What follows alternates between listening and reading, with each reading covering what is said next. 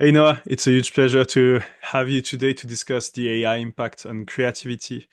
And the main thing I wanted to start discussing with you is basically your research paper and the main results you made this research on using Gen AI for creativity. And one of the punchline was that arguably you can at least read the results like this was that ChatGPT was more creative on the specific task you choose than humans.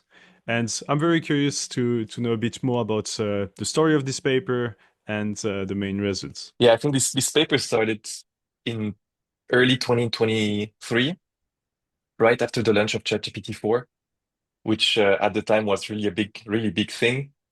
ChatGPT 3.5 already made waves, everyone was talking about it. But then when ChatGPT 4 came, the gap was so big that it really raised questions about what it's able to do. It became even more critical to know, what are the abilities of ChatGPT. Uh, because one thing which we didn't see on OpenAI's website. So if you go on OpenAI's website and see how they market their model, typically they would show benchmarks of uh, standardized tests.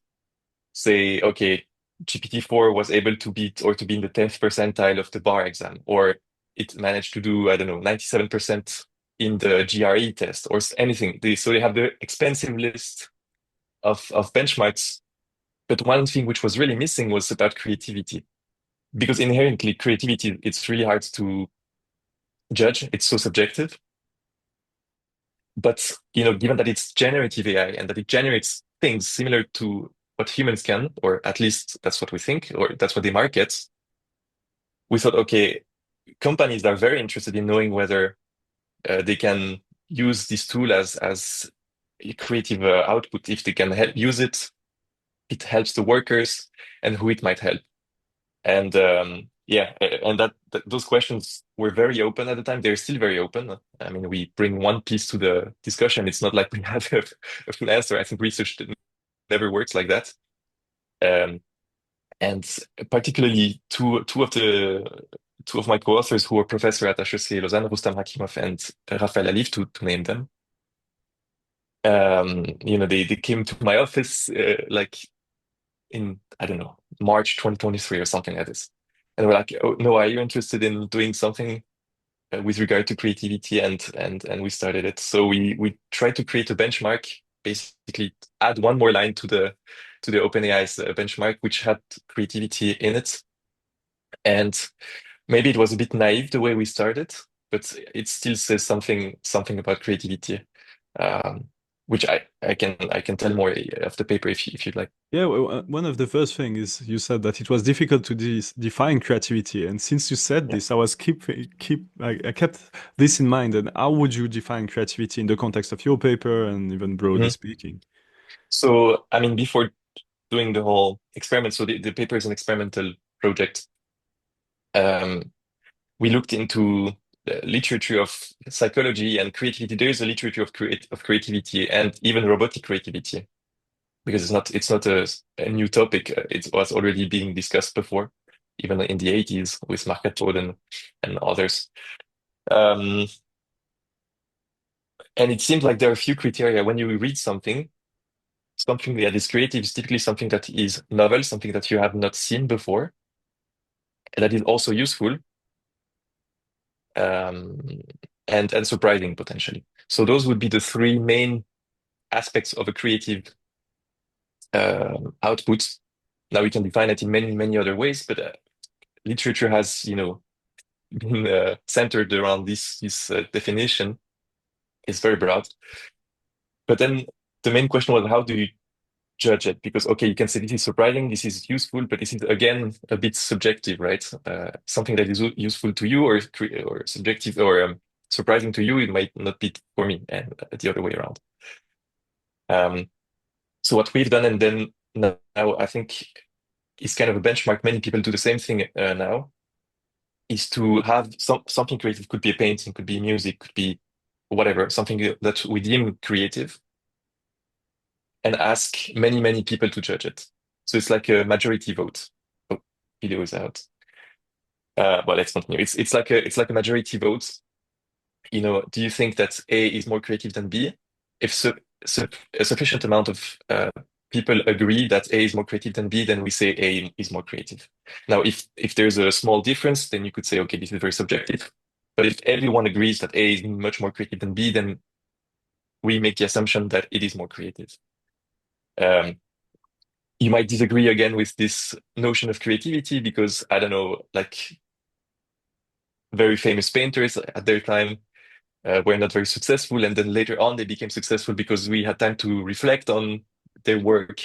Mhm. Um, but for what we, at least in this experiment, what we have is something that is of less high level. It's more like down to ground creative work. So I think here we don't really need to reflect so long on that. Yeah, so let's jump in the results, but I still have Mhm. something in mind with respect to Go this ahead. that I'm sure will make some people react. It's basically one of the components in your definition was that it's not seen already. It has not been seen. And Mhm. basically what you could argue is that creativity is partly mixing things you have seen in the past. I Yeah, think you yeah, think about Lion Man in the cave in Germany with the the small statue yeah, of a person with a lion head, and you can think, is it really creativity? In some sense, it's just mixing things that exist together. And then you move to Gen AI, and it's just this capacity to mix things that has been seen on steroids, to use the common image. But then you can think, okay, it's just that there is nothing new. It's just reshaping things that exist already. Yeah, but it's some part of creativity as well. So it's just basically allowing this at a huge scale, which I think it's interesting. And sometimes some people will say it's not real creativity, right? yeah. I mean, my understanding. I mean, I'm not an AI um, coder, or I'm not a technician or an engineer.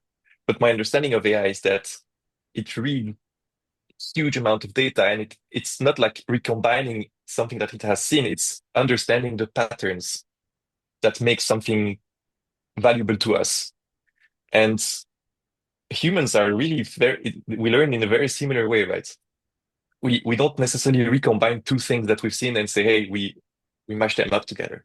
It's more like we try to understand what makes them creative or what makes them interesting.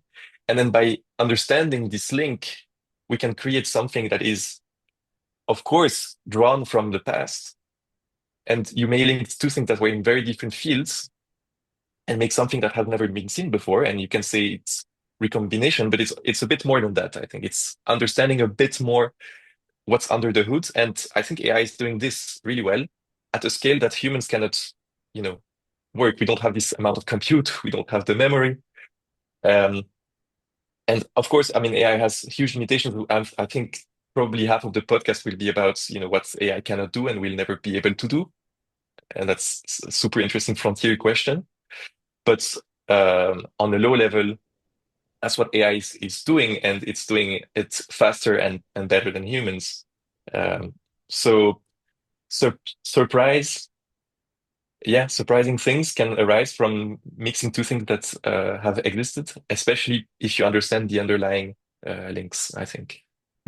So I keep want to go away, but because I know Yeah, the paper, so maybe mhm, let's get back to the paper. But let me also take these notes and share it with you for after. Basically, you always have this question also about the process of creation and yeah, its value, and we can talk about this later. But for example, the fact that someone with limited attention, with limited capacity to remember things, with limited capacity to have seen the training set, the size of the training set, basically as humans, you can this has some kind of value in my opinion. It's like due to our limitation, the capacity to do something. I took this example in a few talks I've made some of people who will draw in a photorealistic way with the pencil, mhm, a photo of people, and then you really think that it's a photo. But the fact that it's a human who did this with a pencil is the give all the value to the piece. If it's just in a click with Mid Journey, it's completely different, right? Because the technical aspect, the story behind, the emotion, these connections gives a lot of value, in my opinion, in art and in the creative process. It's due to our limitations, right? Very much agreed. So a couple of weeks ago, Eduard Salamas, who is a researcher from Barcelona, came to Lausanne for a seminar, and we talked. He's really also into AI, not particularly in creativity, but just AI and impact on the working on labor. And we had this discussion or working example. Imagine Spotify comes up with a perfect algorithm that's because it knows your tastes, creates music with AI that is a perfect fit with your taste, right? Are people going to listen to that? I I mean, this was a discussion, it's an open question, right? But I don't think so. Because I care about who did the music. I care about, the context in which it was created. Okay, if it's piano bar music that I'm listening whilst drinking a cocktail somewhere in a bar, maybe I don't care so much. But about really listening to music, things that move me and move people in general, I care about the story of the person who, came up with the piece. And this comes back to your point where, there's a social aspect of art um, that is really part of the final product and that is not part of AI production. And, we care about that. It's like chess, right? You can, few people will look at chess or in a different way of top computers playing against Yeah. each other. We like seeing our own limited species playing against each other with these physical limitations, cognitive limitations. And AI has tons of limitation, no doubt about this. But I mean, on this kind of task, due to the sheer size of compute and memory, it's a different game if you focus on one specific task class like chess. And it's very interesting because similarly, you like the process with these limited humans in some Yes. sense doing these things. But so, what's the main result of your paper? The most shocking, surprising, or at least the really the main result? Okay. So maybe I tell a bit more about the setting before telling the results. So, when we thought creativity, that's what I'm saying. It's a bit naive, the way we started with, but it still says something. Um, we asked humans to come up with small texts about 1,000 characters on two different topics. So they could choose, it was kind of science fiction uh, topics or prompts. They had to come up with a description of a city or a town in the future, how it would look like, or an invention, something that doesn't need to be real, doesn't have to be grounded on, physics, it's imaginative. Um, and we collected those outputs. So many people wrote. It was like a school essay, basically. And we compared, and then we gave those essays to other judges who didn't take part in the first part of the experiment and who had to give grades, basically, on different aspects. But let's focus on just creative one. Do you think this is creative? 0 to 10. It's super simple. And and as I said, many people read the same text and gave ratings. And then we prompted two AIs, chatbots, ChatGPT 4 and Bard at the time. So Google's version of, I mean, Gemini now, Bard at the time. And we compared basically the scores. And what we found was that Bard at the time was absolutely terrible. To give a sense of scale, the average grade was about 3.5 or 4, something like this for Bard. Humans were at around 5, with quite a big variance in the scores, right? They were very good humans and also very bad humans. And ChatGPT 4 completely destroyed everyone else. It was like 7.5 average with very low variance, which we might talk about. It's also important with a very low variance, and it beat most humans. And I think this is the very salient result of the paper. Um, we had also one extra treatment which I didn't talk about was having humans plus AI work together.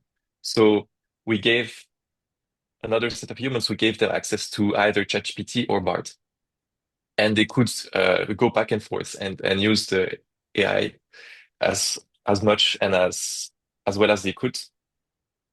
Um, Turns out that this combination of human plus AI was in between human alone and ChatGPT 4 alone. So it was like intermediate position, which surprised us because we initially thought, okay, we have two different ways of thinking, of reasoning, and if you combine them both, we could have like a complementary um, result, which would be better than the sum of its parts. Mhm. And we didn't see that. I mean, I have there are reasons why we didn't see that. It was 2023, and we didn't give people prompt engineering classes. It was like a random Joe in the streets who maybe had for the first time access to ChatGPT, and that's maybe why they weren't able to leverage the technology as well as they could have. But still, it was kind of surprising. So Mhm. this would be, I think, the main results here. There are So, others, but this is yeah, one. a quick thing. What was the sample? The sample size and the origin of the people? Yes, How were they selected? yes. So they were so in econ research now we use a lot of Prolific. So Prolific is a platform which allows you to basically buy people's time. And most of the sample in that case was in the US. So it was representative American sample, which is important to say. You are right to ask the question. Representative American sample. So no professional artist, right? And there were about 1,200 um, writers, participants, or human participants who wrote essays, and about 3,000 people who reviewed them. So quite a big sample for this sort of experiment, but we thought it was important to have a large scale to see, distribution in creativity from humans, and especially having many people reading those reviews, those texts, and reviewing them. Mhm. Because So this this is the is scale, yeah. having this large sample and the fact that your main results, instead of focusing just on the average effect, what I really appreciate is that the main picture shows the whole distribution. And when it Yeah. comes to creativity, as you said, you have a lot of heterogeneity probably within the population. And having this large set allows to eventually have the very creative people, and which is very important because one of the key questions I will have is actually, do you have in the top 10% of all the results, top 1%, do you have humans? Yes. So exactly. So we have this figure in the paper where exactly we look at. I mean, in total there were nearly 2,000 texts that were produced, human AI and human and AI combined. And if we look at the 200 best, so 10% or 100 best or 50 best, we find, so for instance, in the 200 best, we find that about 100 were made by ChatGPT 4. Now, it's half of the top was made by AI, and the other half was basically either humans or a combination of humans plus AI. Now, it seems so. This is an understatement of the quality of ChatGPT's output because ChatGPT, if you remember, we prompted it only 200 times. So half of the text that were generated by ChatGPT end up in the top 10%, whilst we had 1,250 texts produced by humans, and about 10% of them, or not even, ended up in the top most creative texts. So, So so I mean, there were humans. Of course, the better humans were equally as good as the average ChatGPT answer, let's say. And okay, so because generally speaking, in some other tasks, in several research, what we see is that the best of humans beats the generative Mhm. AI on many tasks, Yes. and but not the average humans. They are worse than Mhm. Gen AI again on several tasks. But here within the sample, you don't have basically the best humans, right? You don't have like people that are where No, it's no, their job to be no, creative. Okay. no, exactly. And That's important, right? that's important to mention. And it's also why it was initially maybe a bit naive, but also not so much because, you know, as society, I care about everyone's creativity. Of course, if I am a company, a firm, and I need creative output, I sell creative output. I don't know, I write movies, uh, music, or whatnot. Then I will, hire highly trained creative people. But in our day-to-day life, being creative is also an asset. And even though it's not your main task or your main part of your human capital, increasing it a little bit, having a bit more creativity there makes you a bit more valuable to your firm or just in your life in general.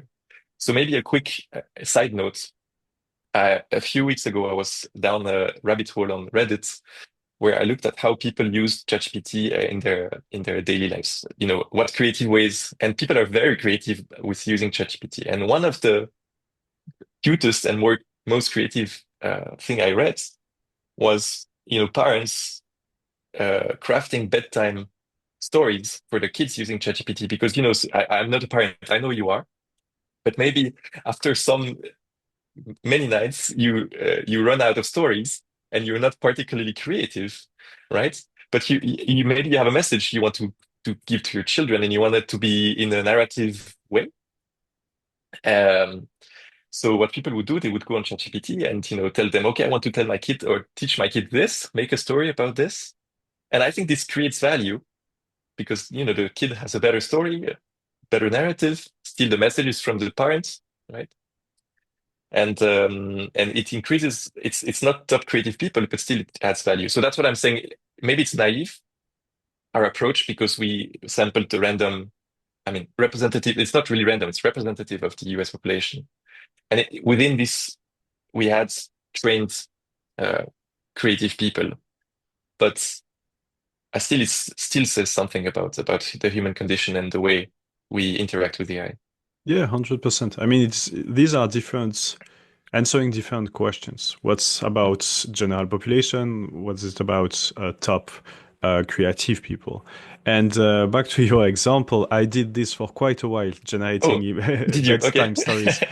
It was really, and indeed, I could, while I was seeing, initially I was like, oh, I'm not going to use ChatGPT to tell stories to my children. I had kind of this, no, but I'm, and then I thought, well, it's either I'm too tired and I don't manage to do it today, or maybe I can get some help. And actually, it helped me. So I did it for a while, like a few weeks, every night, and they would really enjoy it. And it was, yeah, at some point you could see the pattern. And even if I tried to change it with prompt techniques, it was always, there was this similar taste, I would say. But it was very useful because it helped me then to do it myself, actually. Because I did Mhm. it for 1 month or a few. And then basically I was feeling very, it was very simple for me to come up with the stories, to do it myself entirely. And then I completely stopped using the tool. So in that sense, it's kind of something that maybe I will not have been doing without it. Maybe too tired, maybe not enough ideas, and this helped to kick things off. It's the same with the basically blank page Mhm. scare of many Syndrome. Yeah. people. Yeah, Yeah. syndrome. It's basically you. It helps. It might help to start some things. It might comes at a cost, and we can talk about this later because basically it pushed me in one specific direction. And Yeah. if I Yeah. would Yeah. pay Sure. this cost of being in this unknown, in this doing things that I'm not satisfied with in the beginning, but doing it with my own, maybe I would have done it differently. And that's also related to creativity and always a question. What do we lose by doing turning to these tools? Is it standardizing because it's kind of one type, one source, and you're going in this direction and then just move around this direction instead of taking another path? It's always the questions I have. Do you think, do you have something in Yeah. mind on So this? I think I have a good example there. So let me start with the paper. I wrote it down because I always forget the name of the authors. But it was Shin and al. In PNAS. They looked at Go players. So if you remember, I can't remember the date, but late 2010s, late 2010s, AlphaGo beat the best Go player ever, basically, or number one Go player at the time. And it's like chess, right? Okay, super. Now we have a supercomputer that can do it better than humans. It's What not do we like care? chess. It's much harder. Yeah, No, I'm but joking because I'm a huge Go fan and oh, player. are And you? Okay, okay, okay. I know nothing about Go, so if I say something that is, no, misleading, no please worries. correct me. It's just because it But typically triggers because in chess you can brute force, so not really brute force, but it's way easier to solve. That's why we thought that for Go it will take another decade, and it was a mhm. huge shock when AlphaGo beat Lee Sedol. Okay, okay, okay, interesting. Because yeah, as I said, I know nothing about Go, but this paper was super interesting in a meta way because they say, okay, they looked at the moves of Go players after AlphaGo, right? And we always think as humans when we talk about AI is arriving on the market and it's going to replace humans, but humans are not fixed, right? We adapt to our context, our environment. And for a long time, Go players were deemed to be quite, using the same moves and being a bit repetitive. I mean, they were amazing players, I'm sure. It's beyond what I can even describe, the level of those guys. But still, if you use an engine and try to measure the quality of their moves, it's kind of flat. It hasn't improved much in the last whatever 20, 30 years. But now AlphaGo comes in and comes up with moves that were unexpected, a new way of playing, something that we would not have reasoned that way. And after AlphaGo, the paper looked at the moves of human players when they played against one another in tournaments. And what they see is that they see more unique moves and the quality of the moves increased. All right. So there is an AI here. And because of that, okay, you learn about yourself as well. You say, okay, this move has already been done. I know I can do better because an AI is capable of doing better. What would the AI do? What can I learn from it? And then I'm thinking a bit differently. And, it increases some way creativity just because the AI is there. I mean, the AI is better. It's still going to beat you, but, you changed your moves. And, in all this discussion about what's the impact of AI on humans, are we going to be replaced or not? I think I'm quite optimistic there. I think we are going to, first we need to know what AI is capable of doing. And this is part of why we've done this research. And now that we know what is capable, we need to say, okay, I can do this for cheap. If I want to still exist, I have to do something else. And this pushes us to do something else. And there think it's gonna help us. I sorry, I forgot the initial question. I think it goes within. Yeah, no, I exactly. lost I lost a bit I lost a bit my thoughts train, but No, but I love this example because yeah, indeed I used to play quite a lot of Go indeed even in competitive way, and yeah. so doing competitions, and basically that's always an example I had in mind with respect to creativity. It was indeed in the third, actually in this five game tournament against Lee Sedol. Let me just move the mic back. In this five game tournament with Lee Sedol, in I think the third game AlphaGo plays a move that all the experts in the world just pause and look Mhm. at the board and they're like, it must be a mistake. It's weird. Nobody will play this. And these people are really like, you have the ranks and they are the best in the world, 9 dan professional players. And suddenly the games unfold and you see that it was a beautiful move that had because AlphaGo evaluate the probability of each move being played by a human player, and this probability was incredibly low. Like nobody will play this based on all the training set and everything. And it won the game, and everybody was like, "That's a beautiful move." And actually, Lee Sedol said after the tournament, "I thought it was merely a computer, but actually, I realized that's merely a machine or something like this." And but it was definitely able of creativity and doing something creative. And indeed, it really shook the world of Go because Go is really an ancient game with thousands of years of existence, where it's so complex that it has really you really learn and build from the shoulder of giants. So you have patterns that you know that works, doesn't work. And it's hard sometimes to go in a completely novel way because it's so complex that you will basically rely on some clear pattern. And indeed, what was interesting, and I don't know in this anecdotal evidence if it's related, but actually Lee Sedol won the one or two game after this against Mhm. AlphaGo. It's the only game he won. And probably by trying to do something novel, probably being inspired by AlphaGo. And if this is just anecdotal, I really appreciate the fact that you brought a larger set of evidence with this, which I didn't know about actually. So I think it's a very interesting thing, and I always pick this example to say, well, AI is not necessarily here to destroy humanity.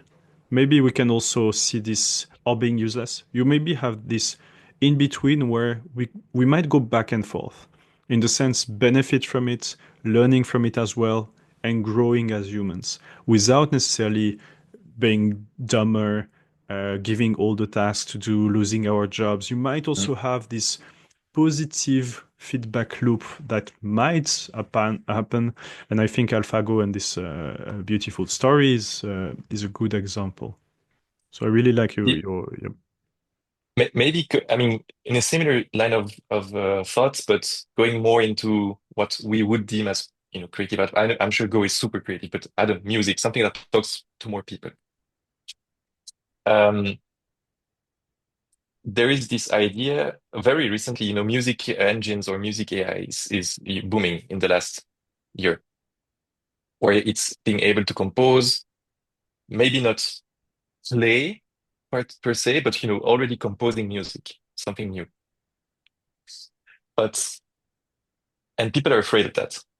If if music is going to be composed by a computer, why the hell would you need to hire Hans Zimmer, right? I mean, extreme example, but let's go with that.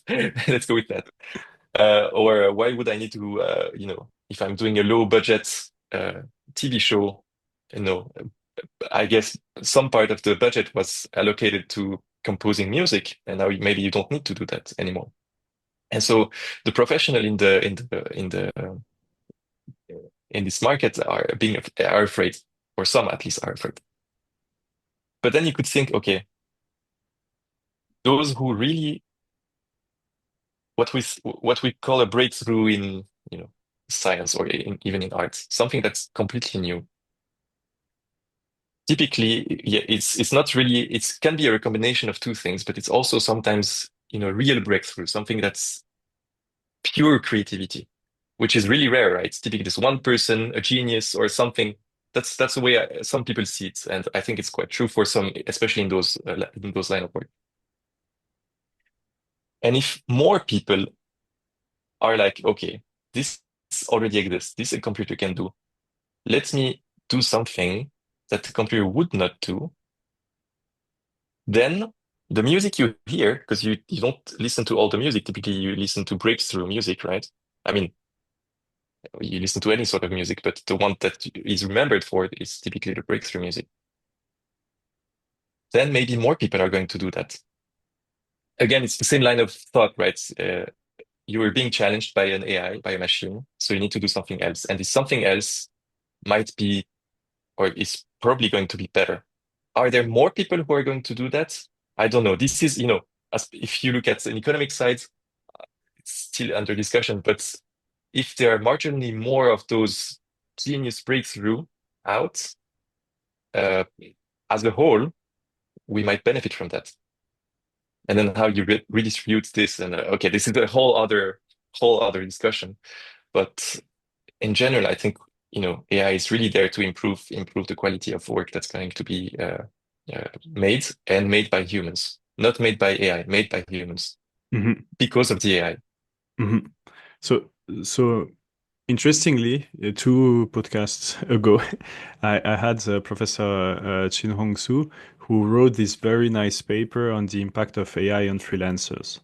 And Mhm. and it was with early models like ChatGPT 3.5, if I'm not mistaken, and the early model for image generation, Midjourney, and other models. I'm not sure about exactly which one. DALI, but I'm not sure three or which one was it.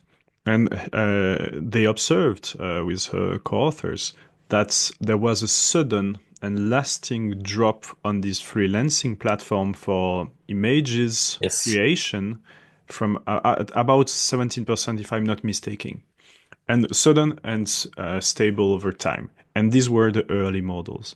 Now it's way more powerful, and you see these images everywhere. I mean, we are from Switzerland, one of the biggest retailer is like a Migros.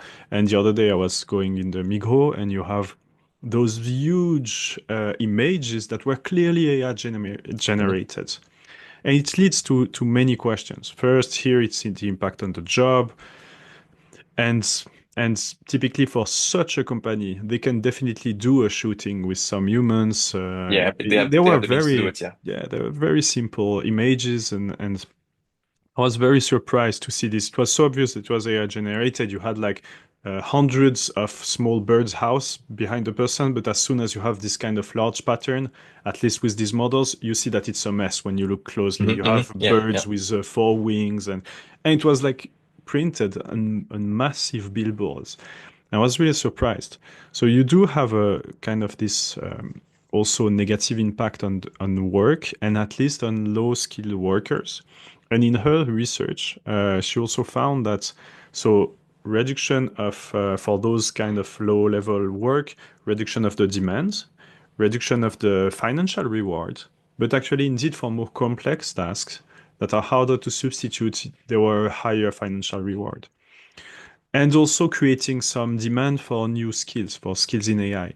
So Mhm. basically, you could imagine that these low-level workers, maybe they won't become suddenly the best in creativity and image generation, but maybe they learn to use AI efficiently, creating new skills, and be the one who will be able to do this also well.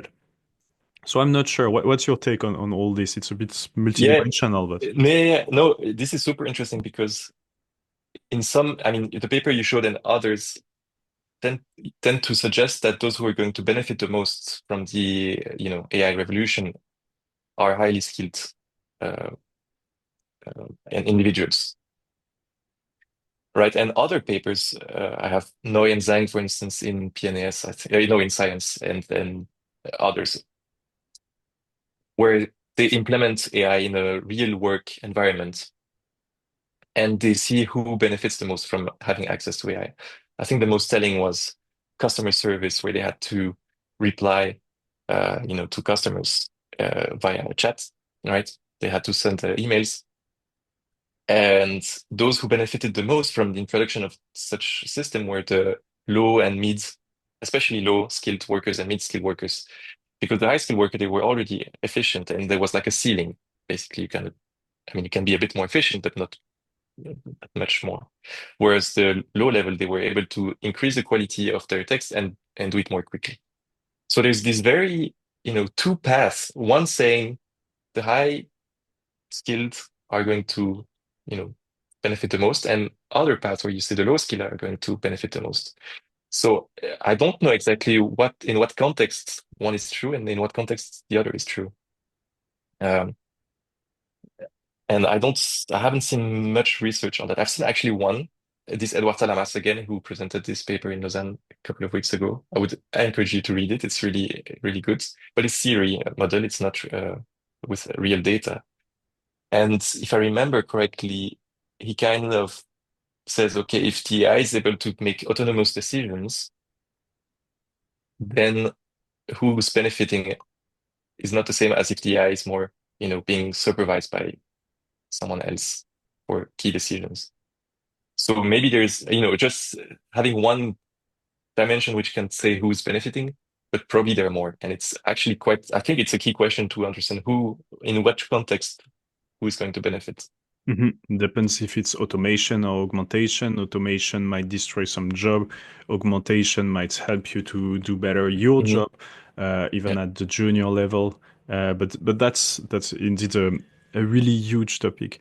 There is just also something you mentioned already before that I wanted to dive a bit further. Hmm. It's um, it's the facts. It's related to the fact that it's created by a human and our human perception Hmm. about this.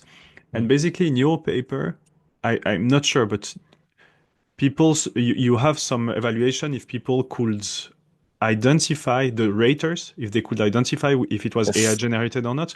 What was the setup, the answer you had related to this exactly. in the So paper? if you remember, I said we had about 3,000 judges who would judge the creativity output, right? About 1,000 of them just, we told them, okay, give a grade.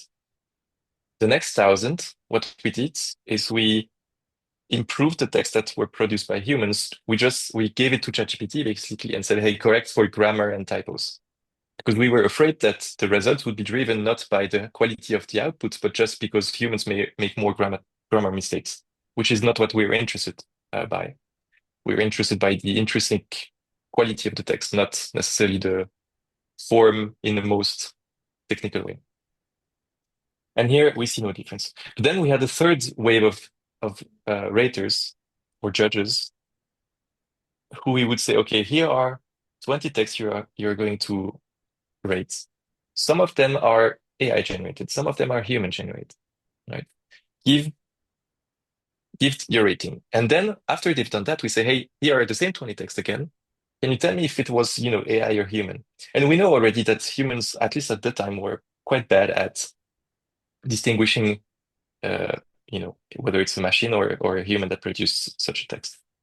But what we were looking for is, okay, did it change their perception of the text, of the creative quality of the text? And what we find is that indeed, for a similar text, if you think that it's AI generated, you're gonna give a lower rating. And if I think it's human generated, I'm gonna give a higher rating for the same text.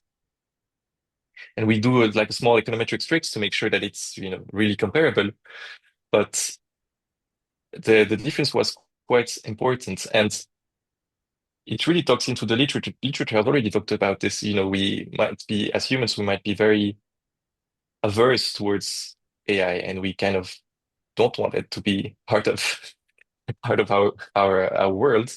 And so if we had to judge it, we just say negative thing about it. Uh, so yeah, we found this in this context, which was also quite a cool result to show. So just to be sure, maybe Mhm. I missed it. How do you know that it's basically they rate below because it's AI and not the opposite in the sense, basically because it's bad, they think it's AI? Uh-huh.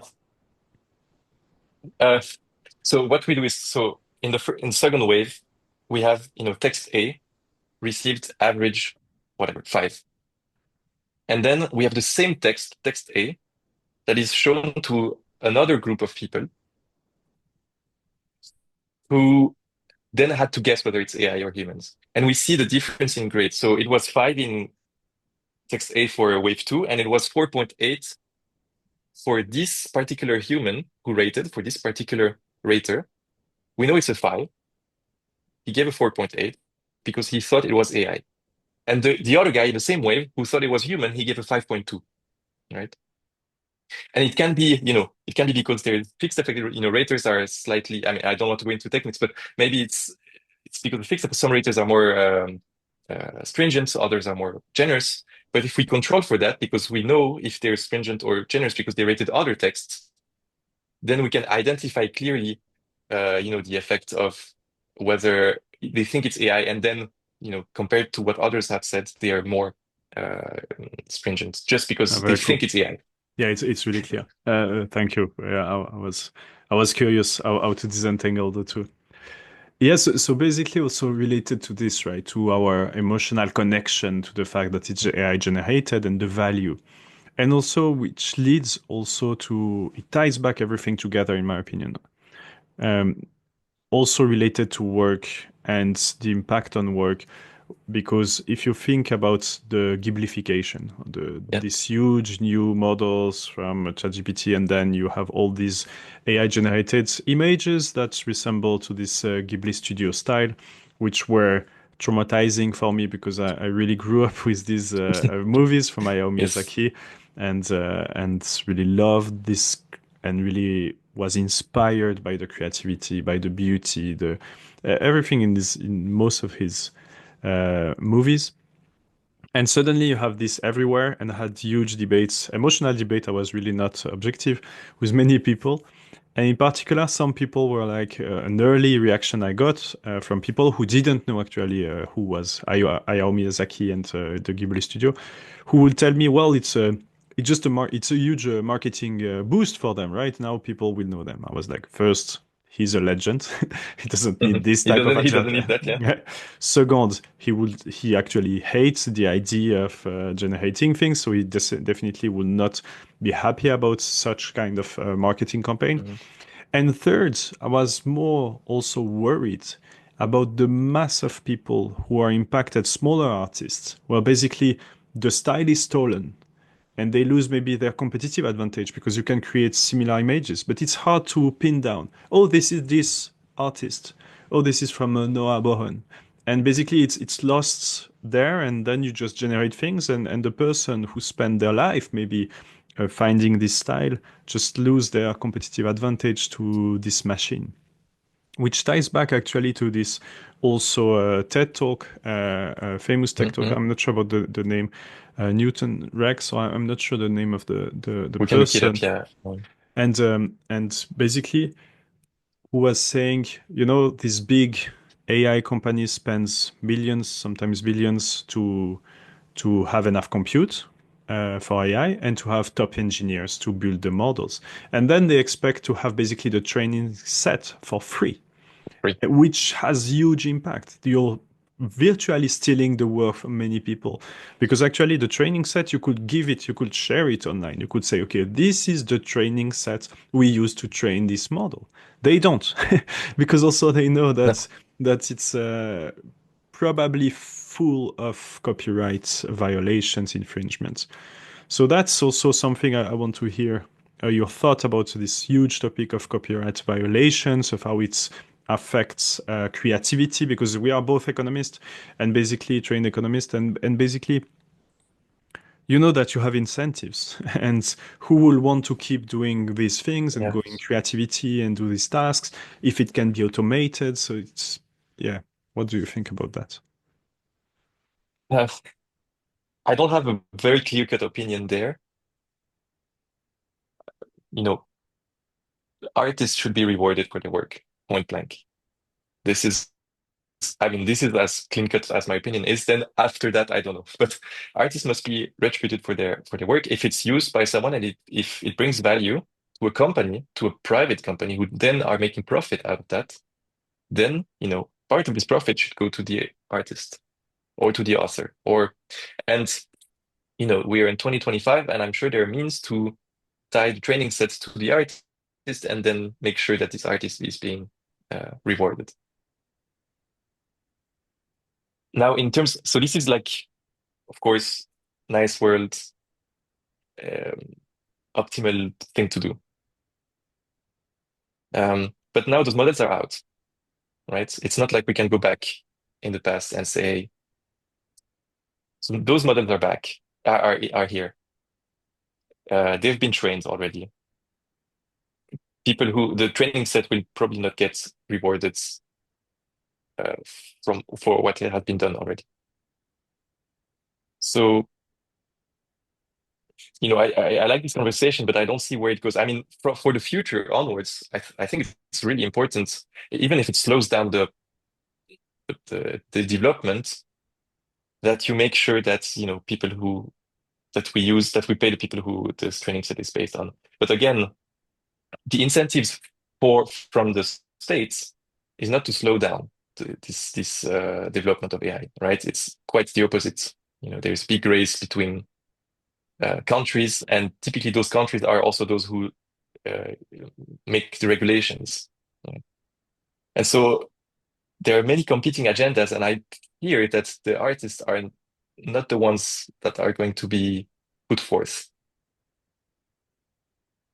Yeah. Um, It's really hard yeah, to enforce for several reasons. First, you have this huge topic that's called machine unlearning. It's basically trying to make a machine forget about something it learned.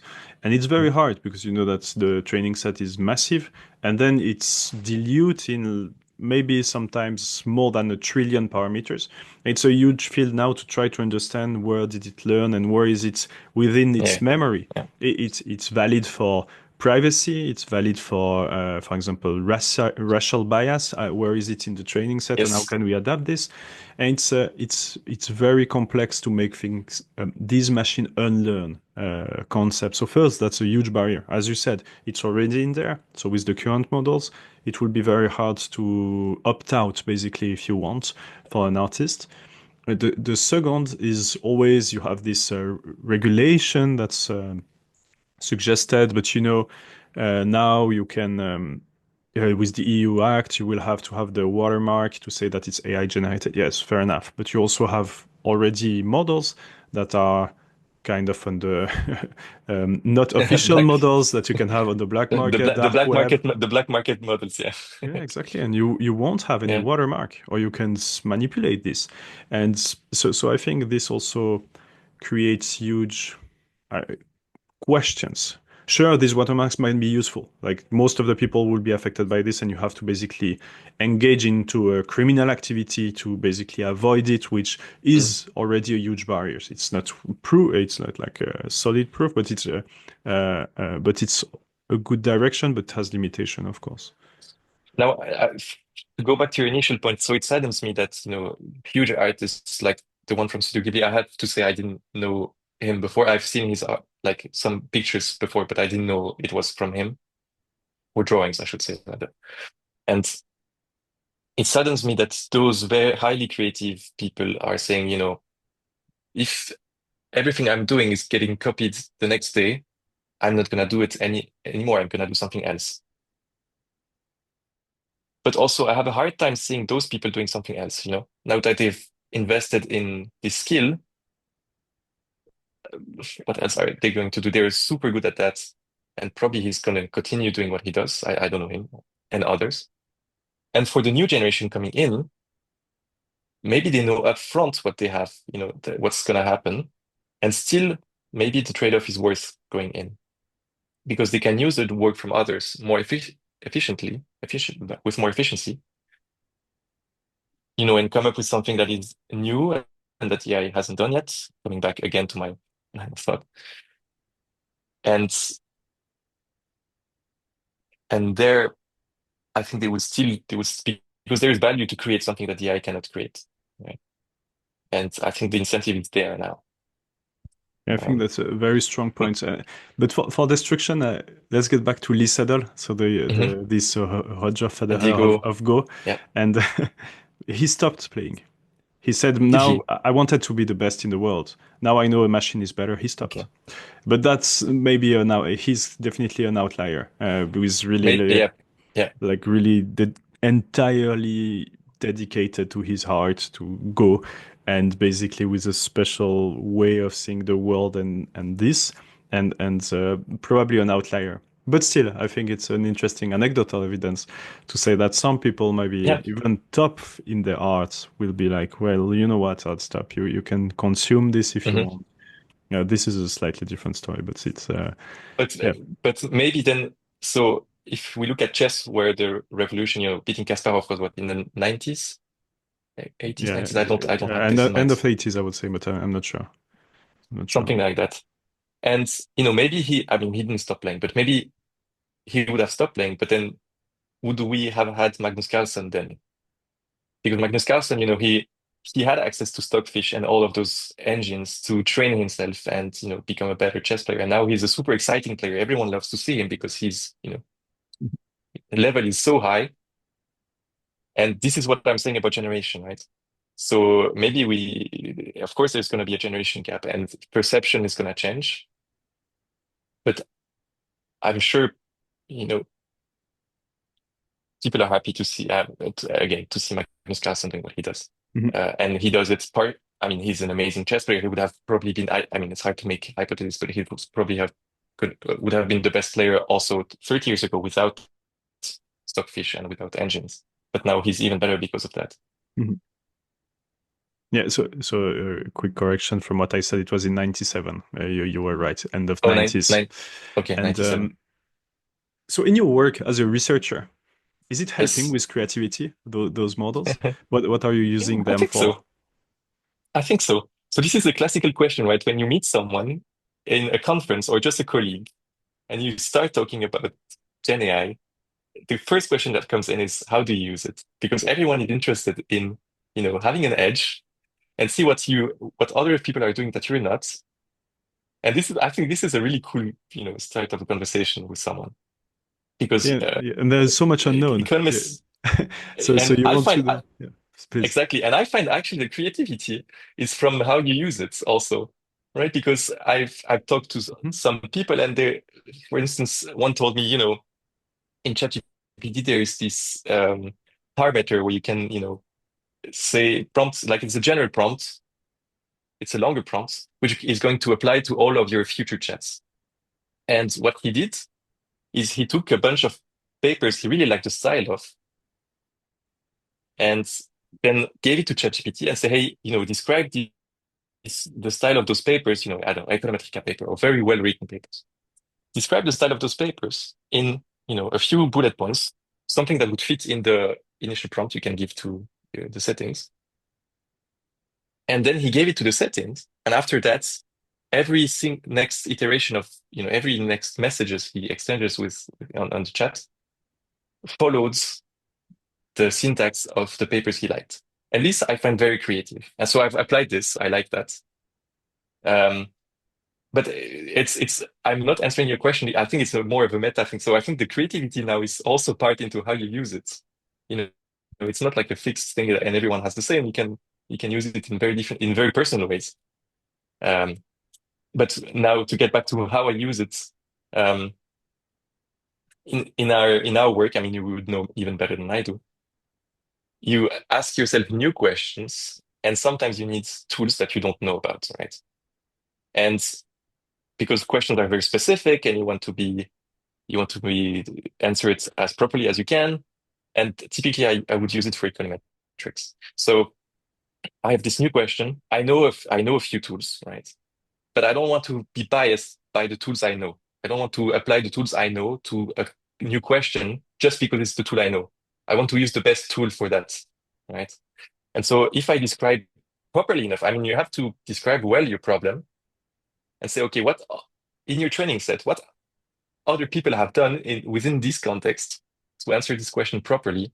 And then it would give me a list of, I don't know, 3, 4 different tools. And then I would learn about them by myself, right? I wouldn't apply straight away what it says, but I would learn about it and then make an opinion for myself and say, okay, this is actually this new tool I should use or the tool I know already that I should use.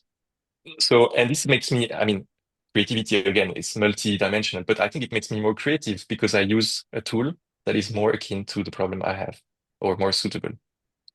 Um, I think this is where I get the most value out of ChatGPT in my work.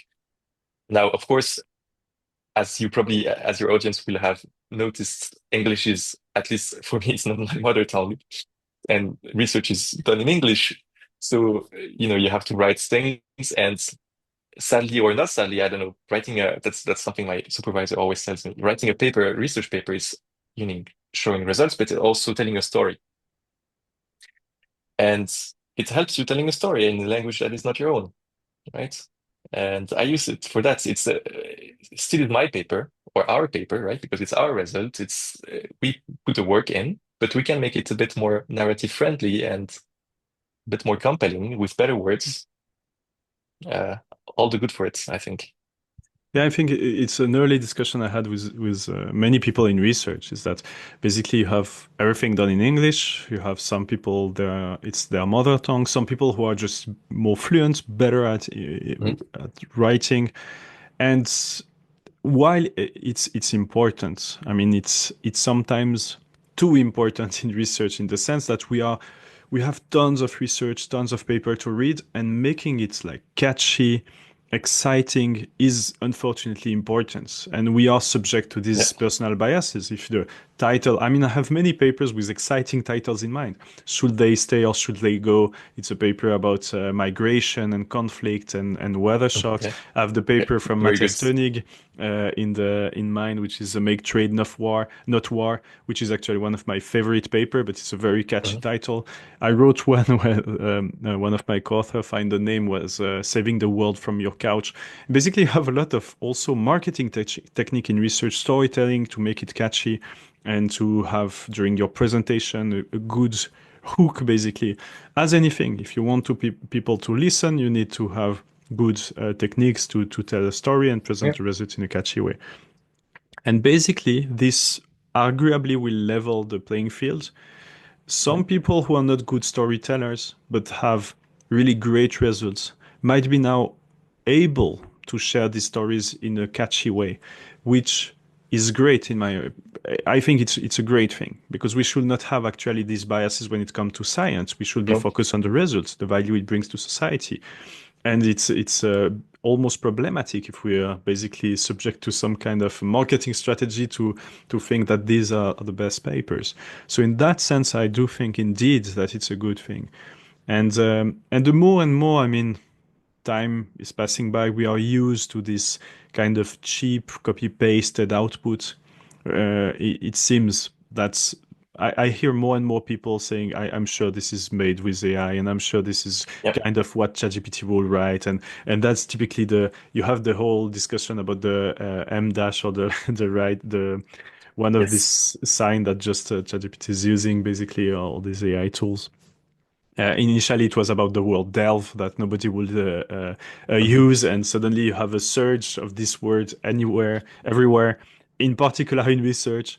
But it's very interesting. I mean, indeed, it has some positive impact in that sense, where basically you have to focus on the content, and here it helps to have similar quality of the form, which has also, I mean, risks Drawbacks. Yeah. Yeah. drawbacks. I mean, for manipulation, for people who spread fake news, who want to spread some peculiar stories. Basically, they can have also this convincing tone, right grammar, Yeah. perfectly lay out text at scale where you can generate like tons of content on social media. So this goes beyond creativity, but it has clearly a cost. The fact that it's so efficient to create something that's at least better than average creates some risks. Yeah. Yeah. When you say about persuasion, so for a little while, I was interested in the persuasion ability of those models, and I looked into papers who were, studying this. It seems like AI is very capable in if you prompt him correctly and say you are going to have a conversation with someone who believes whatever you Americans should carry gun. I mean, gun should not be banned or should not be it should be easy to have. And then you say change the mind of this person, Mhm. and it's actually so in the few papers I've read, it's actually doing a very good job at being able to persuade someone from switching position. And I wonder if it is because the form is better, right? If it's because, it finds the right words to change mind, or if it is because you can have a chat with the person, with the AI and ask a follow-up question. Say, hey, you are saying this, but I don't agree. Why do we disagree? And then, follow-up question and follow-up question. And maybe this chain of questions leads to persuasion. I don't know if it's the form or the mere fact that you can talk with the AI that persuades. But I know that I mean from the few papers I've read, it's able to persuade uh, to be very persuasive, Mhm. uh, more than the average human. Maybe not more than I don't know politician, but more than your neighbor who you're having a political discussion about. Yeah, indeed. So, I thought so. So I discussed about in the first podcast actually, where it was on critical thinking, and I started with mhm, this paper in Science or Nature about conspiracy theories, and now basically mhm. chatting with this model helped to reduce this belief and has a Yes, basically yes, yeah, persistent yeah, I effect see that. more or Yeah. less. And I was always thinking about the channel. Indeed, is it because it's infinitely patient? Because basically, if you have someone who Yes. talks about a flat Earth, maybe at some time you lose your patience and you're like, oh, come on. And I don't know. Or is it because it's a machine and people think, well, it's objective? Because I've seen this quite a lot. People using this output as the ground truth because just it comes out of a machine and they think about it like a calculator. It's basically it's the answer, it's the correct answer. And many people who are not very versed in this world struggle to see and think about when you can trust the results and when you can't, and about how you should filter out the output. So I'm always wondering, is it a result because people think, well, this is a machine, so it's not someone with a political agenda, with some personal thoughts and view of the world, so I can trust it more, or because it's infinitely patient, or just because it's very convincing in the way they speak, talk, or a mix of all those things. So I'm always wondering. I agree, that's a great question. Yeah, and I mean that's what where we see research in AI, and especially because that's what also I'm saying about coming back to the paper we wrote. So it's we give evidence that you know AI is capable of being very creative, more creative than humans or not non-trained humans on a specific task, where you would kind of expect the AI to be quite good there, right? Because it's what it's been trained on. But even though it's an impressive feat that a machine is able to do this, right, already. But is this paper relevant in 10 years? Um, maybe, because it has policy implications and it might, lead people to I mean, this is also probably 10 people are going to read my the paper. I don't know, but or more. But the impact is always hard to measure. But in 10 years, do we care about what is written here? I'm not certain because technology evolves so fast. But I think for future research, something that's is particularly important is how human and AI interact, and that's something that's not necessarily tied to the technology level, to the level of the technology, but more saying more about us as a species and how we interact with this other way of thinking. Persuasion, or that's one line, and there are many others. Aversion to the AI, that's another line. Um, Also, intrinsic limitation of the models. So, for instance, models are very bad at judging their own work, right? So I've done a little exercise. I took all the texts that were produced in the experiment, and I asked ChatGPT to read them all and grade them on creativity. I gave the same prompt as I gave to the judges, and I compared the grades of human judge to AI judge, and I find no correlation. Mhm. Basically, the ChatGPT gives only good grades to everyone, Mhm. and those are intrinsic limitation, which I think research has a lot to say about and implications. So not only doing a benchmark are super interesting. They help sell models, but as a social scientist, which is what economists are at heart, there are also interesting questions that are lasting and that are important to tackle. And persuasion is probably top one of the top questions to ask. Sorry, I went a bit left and right there, but I'm quite because I'm looking at new research questions that are relevant, and this is the hardest part of our job, right? Find the relevant question because you can't, yeah, there are many questions, but which one is really relevant? And this is where most of the work is actually. And I think one way to go is say, okay, we need to know how we interact because it's going to stay, it's going to be among us. So how, how do we collaborate? How do we interact? Mhm. I think So this is important. how do you think the work of researcher will evolve 5, 10 years from now? Will Oh, you have fewer? Will it be completely different? Will it be useless? On the contrary, what do you think? oh. I mean, it's not like I have a huge experience in research, so I don't know exactly how. I don't see Chen evolving so much in the actual job of what we do. The econometrics has to be there. I mean, as I said, asking important and relevant question, the AI can help. But so far, I think this is really a personal experience that fuels questions we ask. And the researcher is still, I think this is where the value is. Now, of course, there is value in techniques and uh, answering the question you ask in a very proper way. And I know you're very passionate about that as well, more the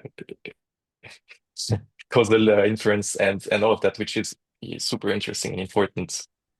But I think the real needs or real soul of a researcher is, asking the proper question and typically fueled by personal uh, life. So here I don't see it's changing so much.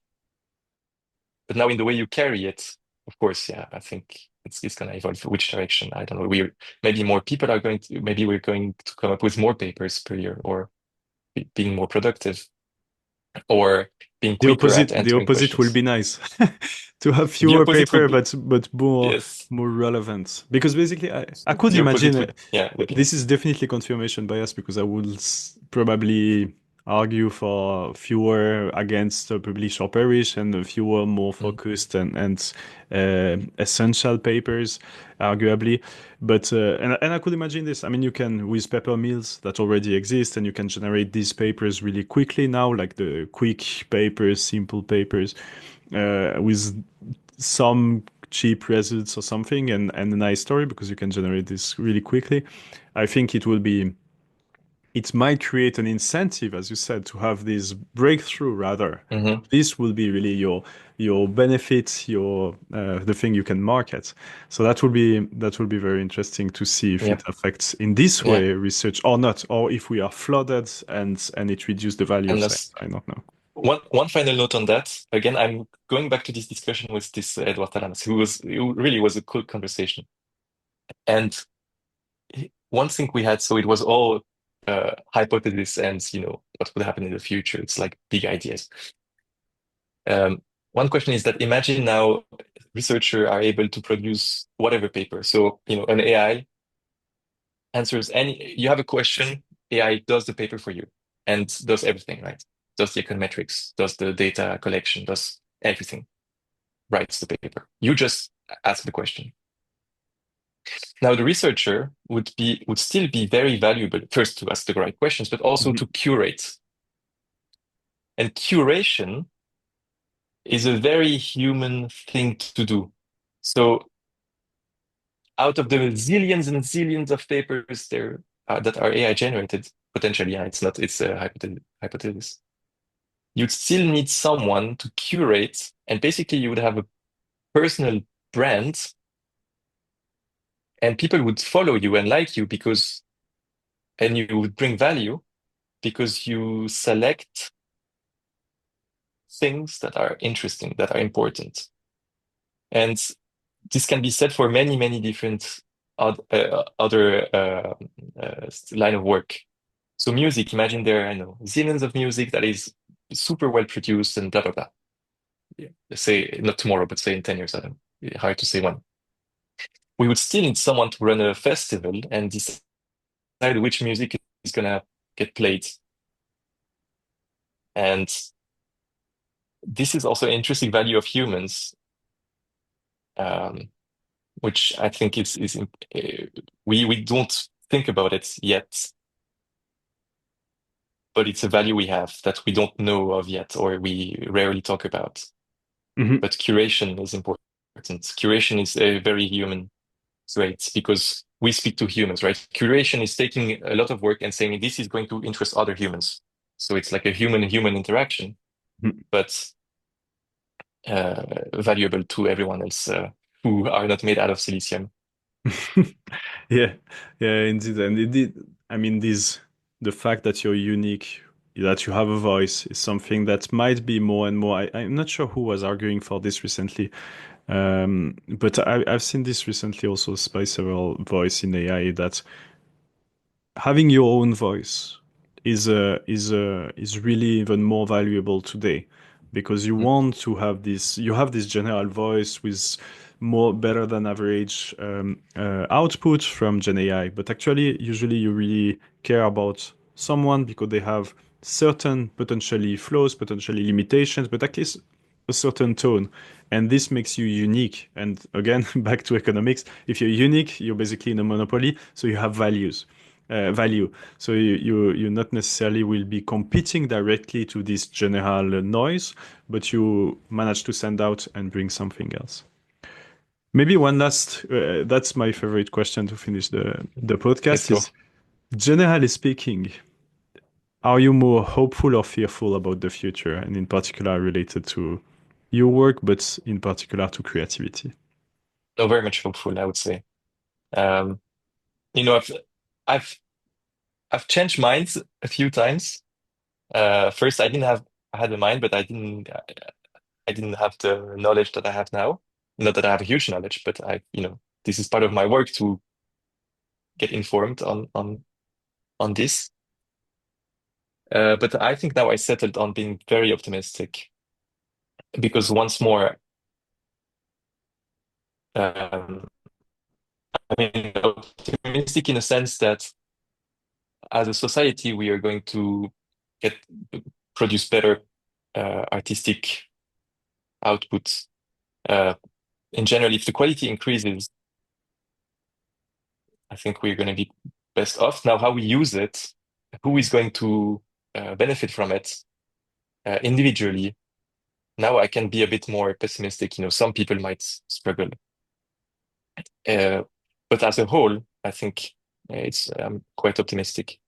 It's not a really argumented answer, but from what I see, if you increase quality of everything that is produced and you lift the floor, basically, you don't necessarily lift the ceiling so much. If, Arguably, you lift it a bit. I mean, already, but lifting the floor, um, yeah, I think I'm quite optimistic. Of course, there are going to be, you know, abuses and negative aspects, but as a whole, I think I'm quite optimistic. What are people saying generally? Both. They are Both. Okay. generally say, I'm more hopeful, but fearful about this Yeah. and that. I mean, that's a bit not so surprising. There's a lot of unknown. And Yes. if Yeah. you see it, you're like, I can see both sides of the coin. And basically, that's also what you said. You said, okay, generally speaking, I'm hopeful for this and that. But of course, there are some potentially issues or where it might backfire or some risks.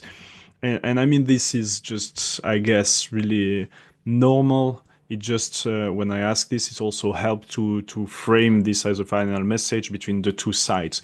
But Mhm. most of the time, we there are two sides. And I mean, many people also they see that I talk a lot about AI. I work a lot with AI. I work in academia and in the business world, and they think that I'm super optimistic and always pushing for more AI. I'm not necessarily. I'm using it extensively. I also want a lot to test. I think there are lots of applications where it's great and work very well, but it Mhm. always comes at a cost. I mean, I've seen few applications where it's Just just less. Yeah. better. You always have. I mean, these days I'm doing rebranding my website, and I'm really happy that I'm able to. I learned very early how to code in all these languages to create a website, HTML, CSS, for example, JavaScript, because vibe coding typically I think is a really bad idea if you just vibe code and not able to basically filter out. So there are many things, more or less, moreover, sorry. I can go very fast on some things like integration of some SQL database with some tools that I've never heard of, and in 1 second it's done because I'm doing it with Lovable. So basically, with just a simple prompt, I explain, okay, now create a new form that will be saved in a SQL, is in a database, and then send me an email. I can do this in seconds. So I used to do this 20 plus years ago by hand, and it was painful, but I could master every single part of the algorithm. Mhm. Now, luckily, I'm really careful and check everything back.